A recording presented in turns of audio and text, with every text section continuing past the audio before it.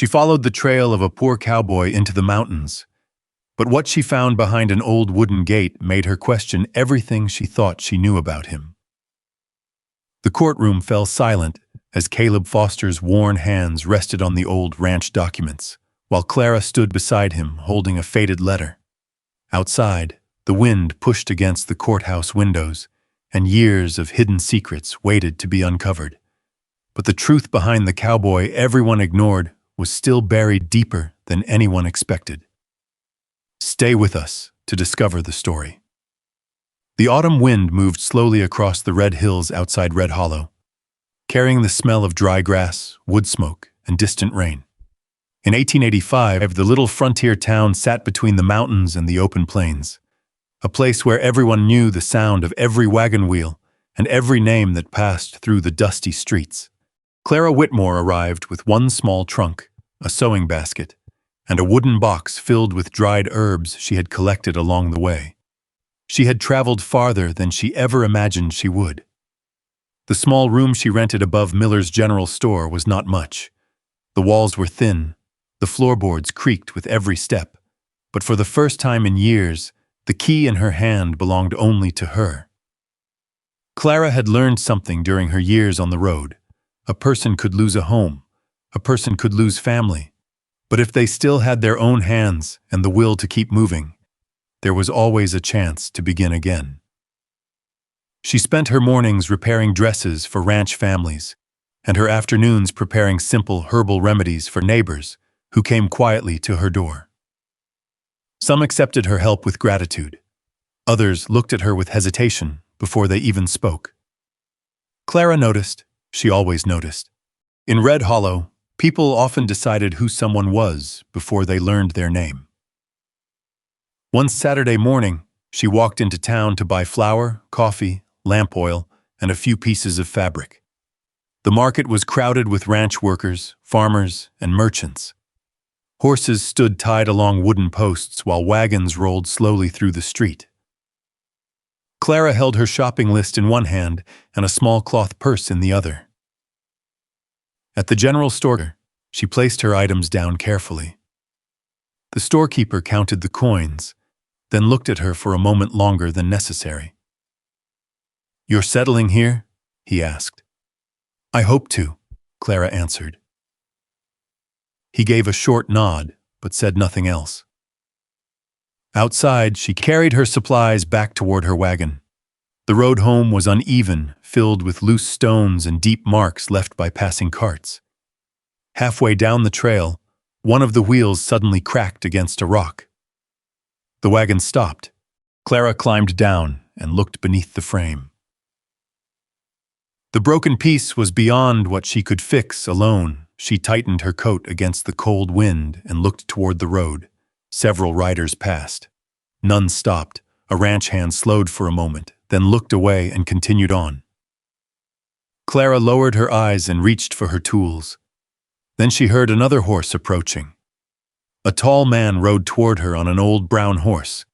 His coat was faded. His boots showed years of work. The hat on his head had lost its original shape from too many seasons under the sun. He looked like a man who owned very little. The cowboy stopped beside the wagon. "Wheel's not going to hold like that," he said. His voice was calm, almost quiet. Clara straightened. "I figured that much." For the first time, the corner of his mouth moved slightly, not quite a smile, just a sign that he understood. The man climbed down, opened his worn leather tool pouch, and knelt beside the wagon. He did not ask where she came from. He did not ask why she was traveling alone. He simply worked. The sound of metal against wood filled the empty road. His hands moved with patience and experience.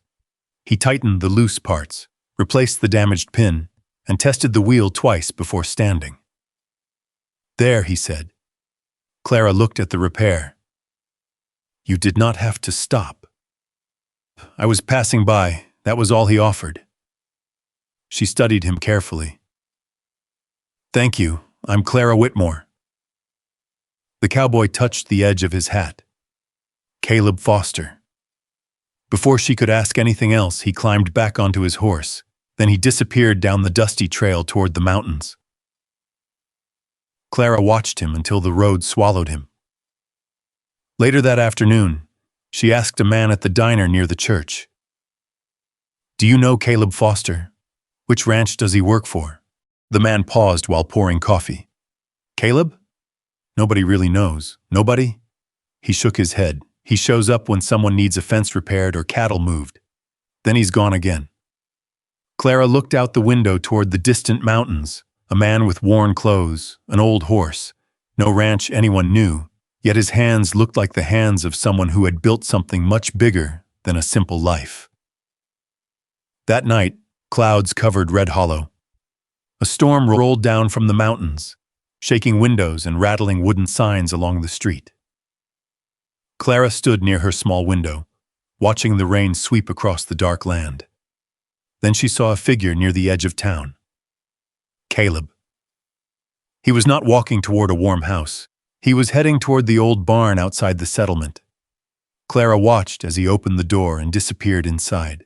The next morning, she learned he had spent the night there beside his horse instead of sleeping in the small cabin people said belonged to him. She stood quietly with a cup of coffee warming her hands. A poor cowboy with nowhere to sleep would not surprise anyone, but a man who chose to protect a piece of land no one knew about.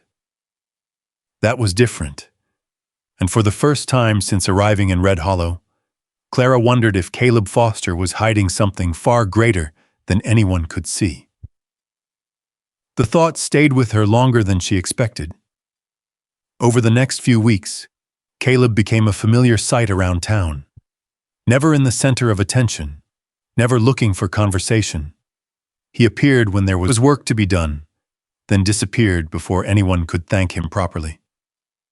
Clara saw him repairing a broken fence near the edge of town one morning. Another day, he was helping an old rancher move a stubborn calf back toward the herd. He never asked for payment first. Sometimes he accepted a few coins. Sometimes he simply nodded and walked away. There was something unusual about a man who worked so hard to remain unnoticed.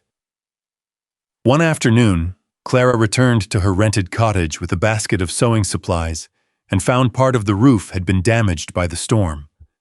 A few wooden boards had loosened, allowing rainwater to drip onto the floor. She placed the basket down and climbed onto a small ladder. The wind moved through the trees as she struggled with the heavy board. "You'll fall before you fix it." Clara turned. Caleb stood near the fence, holding the reins of his old horse. She lowered the board. "I have managed alone before, I know." His answer surprised her. Most people would have said she needed help. Caleb simply said he knew. He walked over, removed his coat, and set it on the porch railing. Without another word, he climbed up and secured the loose boards. Clara stood below, holding the ladder steady. The silence between them was not uncomfortable. That was what surprised her most. "You always this quiet?" she asked. Caleb tightened a nail with the handle of his hammer. "Usually." "Why?" He paused. For a moment, she thought he would not answer. "Words don't fix much." The hammer came down again. Clara looked away. She understood that more than she wanted to admit. Over time, small moments began to collect between them. Caleb carried a heavy water barrel when he saw her struggling with it. He repaired the loose gate behind her cottage. When winter supplies arrived late, he left a bundle of firewood near her door without leaving a note. He never stepped inside unless invited. He never asked questions about the parts of her life she kept quiet. And that was something Clara noticed. Many people wanted to know her story only because they wanted something to judge. Caleb seemed content knowing only the person standing in front of him. But not everyone in Red Hollow approved of their friendship. The richest man in the area was Walter Grayson. His ranch stretched across hundreds of acres outside town. His cattle filled the valleys. His name carried weight in every conversation at the local diner. Walter was the kind of man people moved aside for. One evening, Clara saw him speaking with Caleb outside the feed store. Walter wore a clean black coat and polished boots. Caleb stood in his faded jacket, hands resting calmly at his sides. "I'll make you a fair offer," Walter said. Caleb shook his head. "No." Walter's expression hardened slightly. "You should think carefully. Land like that doesn't stay forgotten forever." Clara noticed the way Caleb looked toward the mountains, not with fear, with something closer to memory. "I said no." Walter adjusted his gloves. Some men don't know when something is already lost. Caleb watched him leave without replying. Later, Clara asked about it. What land was he talking about? Caleb looked at her for a long moment. Nothing important, but the way he said it told her the opposite. A few days later, the whole town gathered outside the general store after Sunday service. A group of ranch hands stood nearby, laughing and talking. When Clara walked past with Caleb, the conversation slowed. Someone muttered that they made an unlikely pair. Another voice questioned why Caleb spent time with someone who had no place in Red Hollow society. Clara kept walking. She had heard worse. She had learned not to give every cruel word a place inside her. But Caleb stopped. Not angrily, not loudly. He simply stepped between Clara and the voices. The street became quiet. Caleb looked at the men. "That's enough. 2 words, nothing more." The men looked away. Clara expected him to walk off afterward. Instead, he turned to her. "Are you all right?" She nodded. "I am." Caleb studied her face, then gave a small nod. He believed her. That mattered more than she expected. That evening, while Caleb helped unload a delivery near the stable, Clara noticed something fall from the inside pocket of his old coat. A small silver key. It landed in that dirt. Caleb reacted immediately. Too quickly. He picked it up before she could see it clearly. But she had seen enough. The key was old, worn, valuable in a way that had nothing to do with money. "What does it open?" Clara asked. Caleb closed his hand around it. Something from the past. The answer was not a lie, but it was not the truth either. For the first time since meeting him, Clara saw uncertainty in his eyes. That night, Caleb did not return to town. The next morning, his usual place near the feed store was empty. His horse was gone, and the trail leading toward the mountains held a fresh set of hoofprints. Clara stood beside the road, looking at the direction he had taken. She did not know why she followed. Maybe it was curiosity. Maybe it was because she recognized the look of someone carrying a burden alone. The trail climbed higher into the Colorado mountains. The air grew colder. Pine trees replaced open grassland. After several hours, Clara reached a clearing she had never seen before. At the edge stood an old wooden gate covered by years of weather. The letters carved into the wood were faded, but still readable. Foster Valley Ranch. Clara stepped closer, and in that moment, she realized the man everyone in Red Hollow believed had nothing, had been hiding an entire world. Clara stood before the old wooden gate, her hand resting lightly against the weathered letters carved into the wood. Foster Valley Ranch. The name felt familiar somehow, though she could not explain why. The wind moved through the tall pine trees above her. Somewhere in the distance, a hawk called across the mountains. The world around her was quiet, almost as if the land itself was waiting. She should have turned back, she knew that. Following a man into the mountains was not something most people in Red Hollow would understand. But Clara had spent enough years being told where she belonged and what she should do. Something about Caleb Foster made her believe there was a reason behind every silence. She pushed the old gate open. The hinges groaned. Beyond it was a valley hidden between the mountains, not abandoned, not empty, just forgotten. A narrow trail led toward a large wooden house sitting beneath the red cliffs. The paint had faded. The porch boards were worn, but the structure was strong. It had been built by someone who expected it to last. Clara stepped closer. Then she saw Caleb standing near the barn. He did not look surprised, only tired. For several seconds, neither of them spoke. Finally, Caleb looked toward the gate. "You shouldn't have followed me." Clara stopped a few feet away. "I know, then why did you?" She looked around at the land, the same reason you stopped to fix my wagon when everyone else kept riding. Caleb lowered his eyes. That answer reached somewhere he had kept closed. He removed his hat and ran a hand across his forehead. "I was hoping nobody would find this place."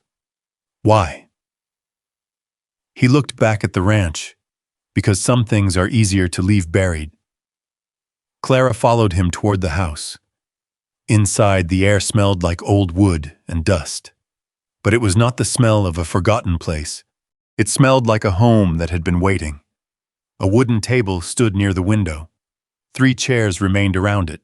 On the wall hung faded photographs, a family, a younger Caleb, a man who looked like him, standing proudly beside cattle pens and open fields. Clara walked slowly through the room. She noticed a small ledger sitting on a shelf. The pages were yellowed from time. Names, numbers, cattle records, land purchases. "This was yours," she whispered. Caleb stood near the doorway. "My father built this ranch." His voice was quiet. Foster Valley was once one of the biggest ranches in the area. Clara turned toward him. "What happened?" For a long moment, only the sound of the wind outside filled the room. Then Caleb spoke.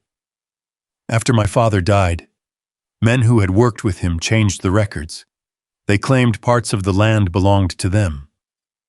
He walked toward the old desk and touched the surface.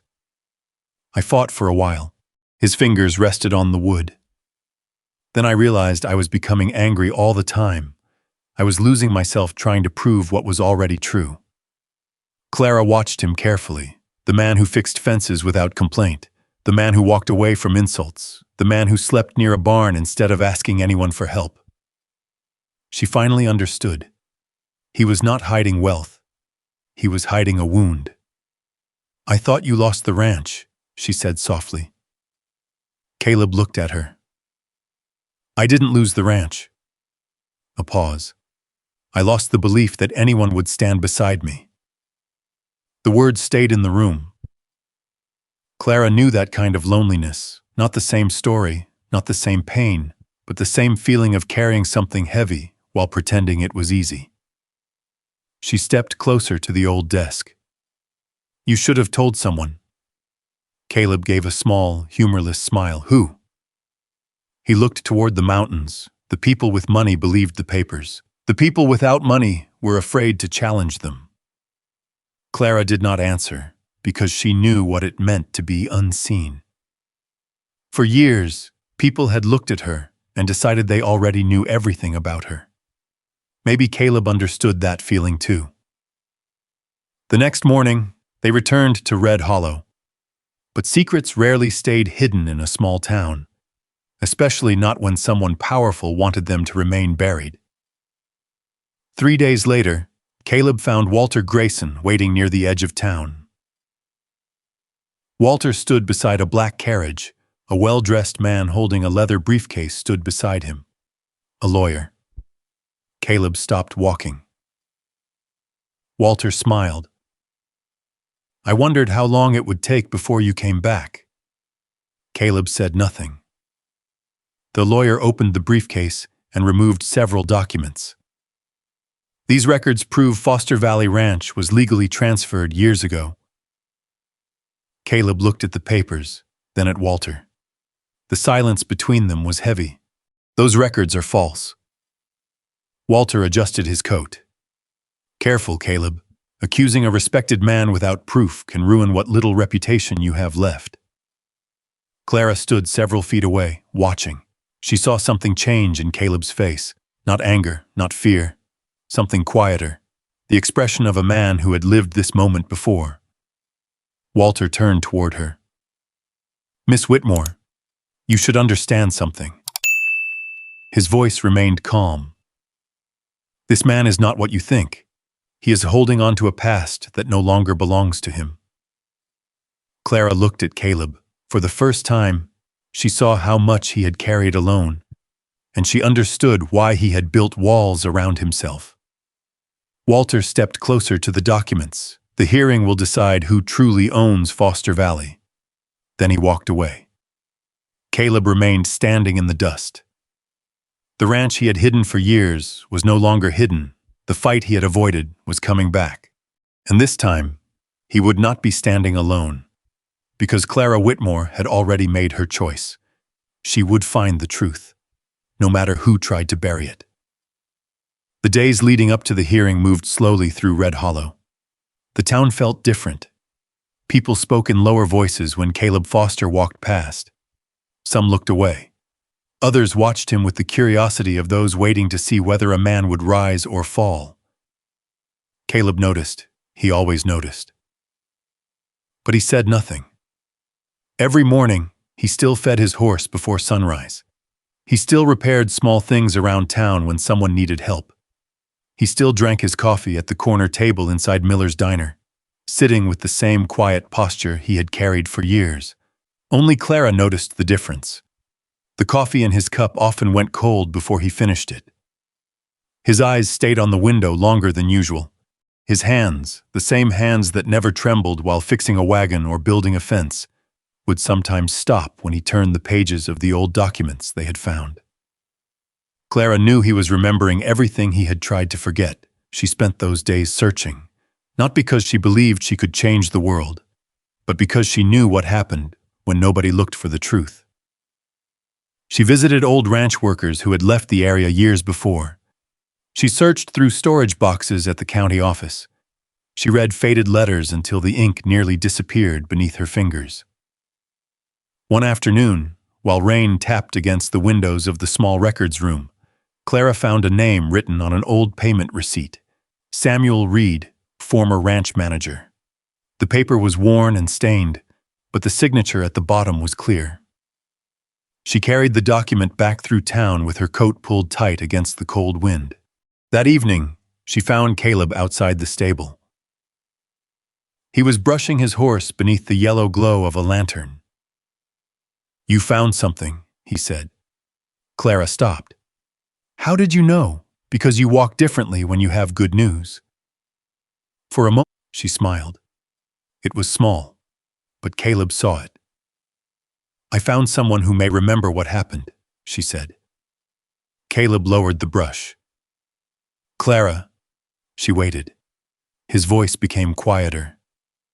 "You don't have to do this, I know. You could lose your place here." She looked at him. "Caleb, I already spent years learning what it feels like when people decide you do not belong." The lantern flame moved between them. "I will not watch someone else lose everything, because everyone else is too afraid to speak." Caleb looked away, not because he disagreed, because he did not know how to accept someone standing beside him.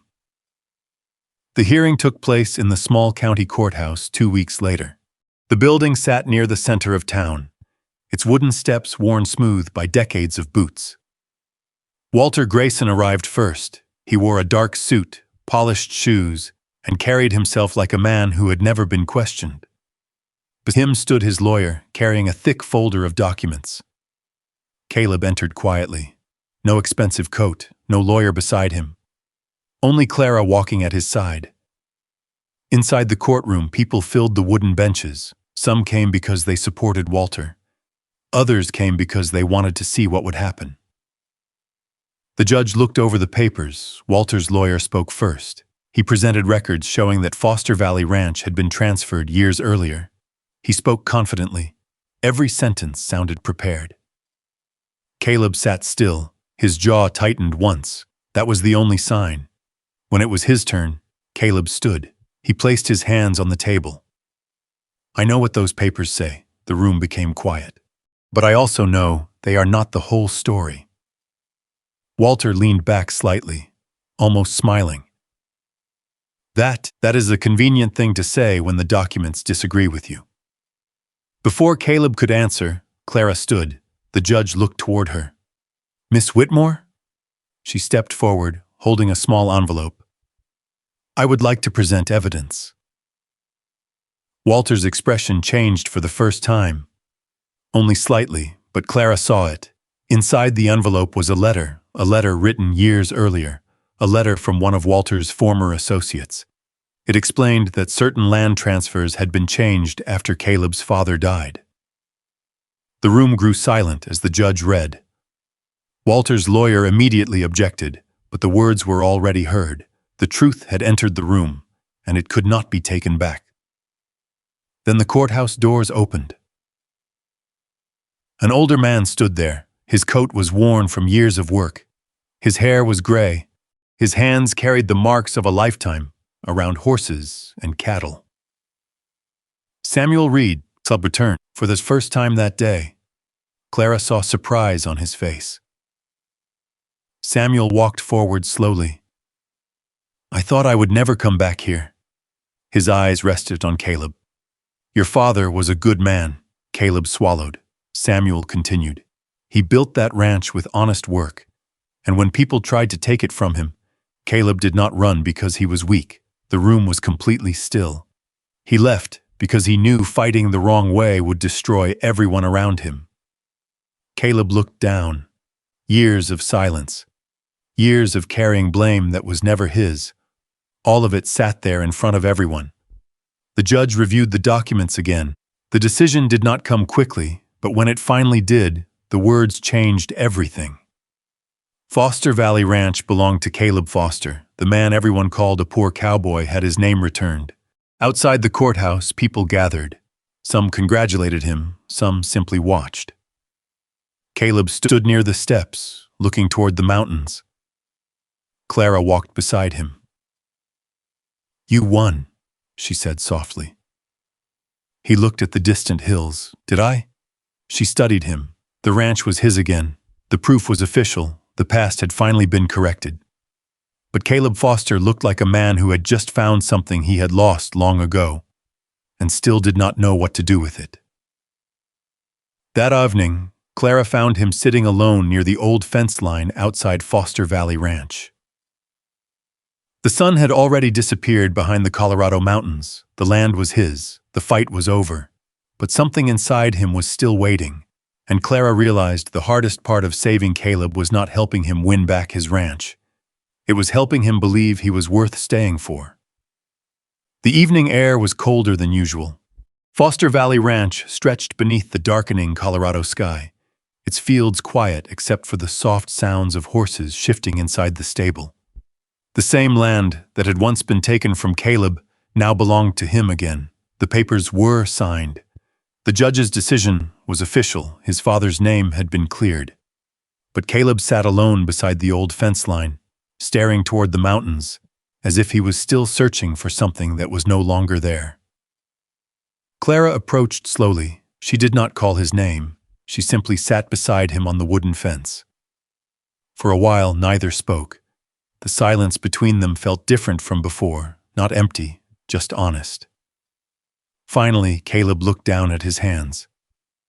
I spent years thinking about this moment. Clara watched him. What did you imagine? He gave a quiet breath. I thought I would feel free. The wind moved through the grass, but now that it's back, I don't know what I'm supposed to do with it. Clara looked toward the ranch house in the distance. You built something once. Caleb shook his head. I lost it once. No, she said gently. He turned toward her. You lost the land. A pause. But you never lost the man who built it. Caleb looked away. Those words seemed harder for him to accept than any battle in court. The next morning, Caleb walked through Foster Valley Ranch for the first time as its rightful owner. He opened the old barn doors. Dust moved through the sunlight. He touched the wooden beams his father had placed there decades before. Everything was familiar, yet everything felt changed.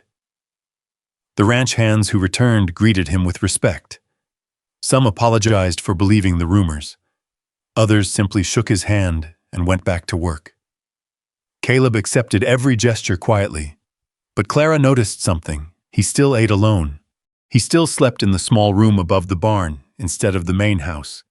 He had won back a home, but he still lived like a man passing through. One afternoon, Clara found him repairing an old fence near the western field. "You have a whole ranch now," she said. Caleb looked at the broken post. The fence still needed fixing. She smiled slightly. "You always find something broken to repair." He tightened the final nail. "Someone has to." Clara looked at him. "Maybe not everything needs fixing." For once, Caleb had no answer.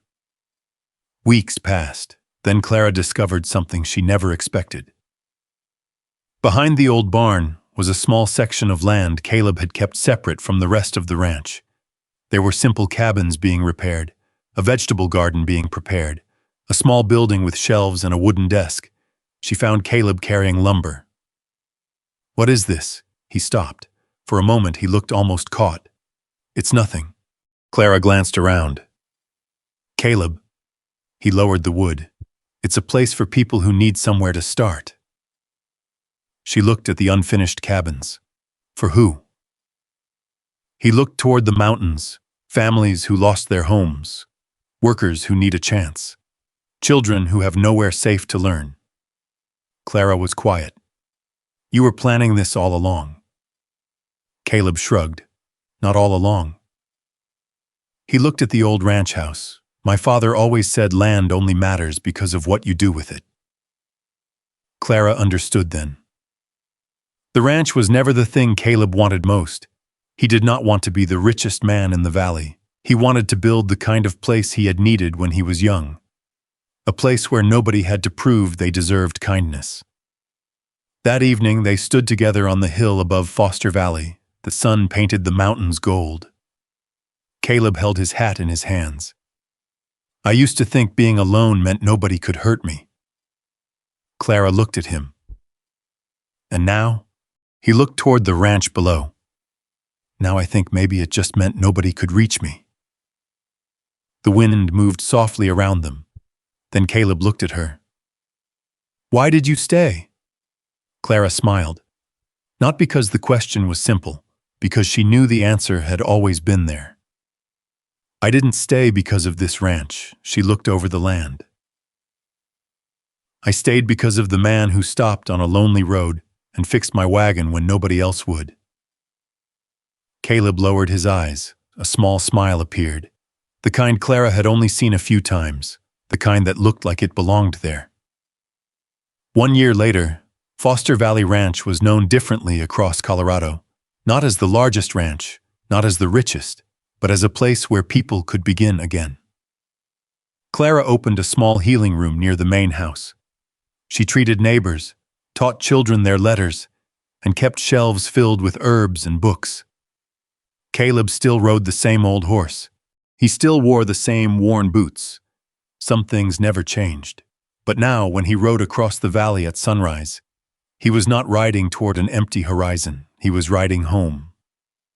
Years later, people in Red Hollow would still tell the story of the cowboy everyone underestimated, the man they thought had nothing, and the woman who discovered he had been carrying an entire world inside him.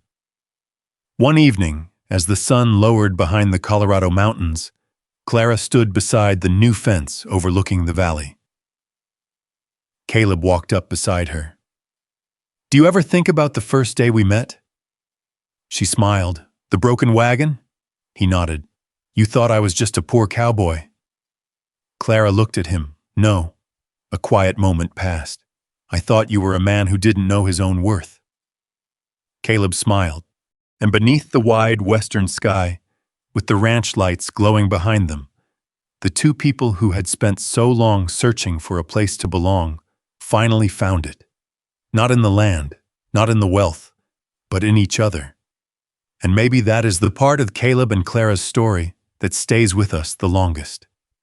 Because if you had stood where Caleb stood, after years of carrying a burden nobody could see, Would you have believed you were still worthy of being chosen? If you had walked in Clara's shoes, after a lifetime of being judged before being understood, would you have had the courage to open your heart to someone who was hiding his own wounds? Their journey reminds us that sometimes the greatest treasures are not the things we can hold in our hands. A ranch can be rebuilt, a name can be restored, but the deepest healing comes when someone looks at us and sees the person beneath the scars, the mistakes, and the years of silence. Caleb and Clara did not save each other by changing who they were. They saved each other by finally being seen. If you were Clara, would you have believed in Caleb before discovering his hidden ranch? Share your thoughts in the comments. And if stories of love, second chances, and forgotten hearts finding their way home speak to you, consider subscribing. There are many more stories waiting ahead, stories filled with mystery, hope, and the quiet moments that remind us what truly matters.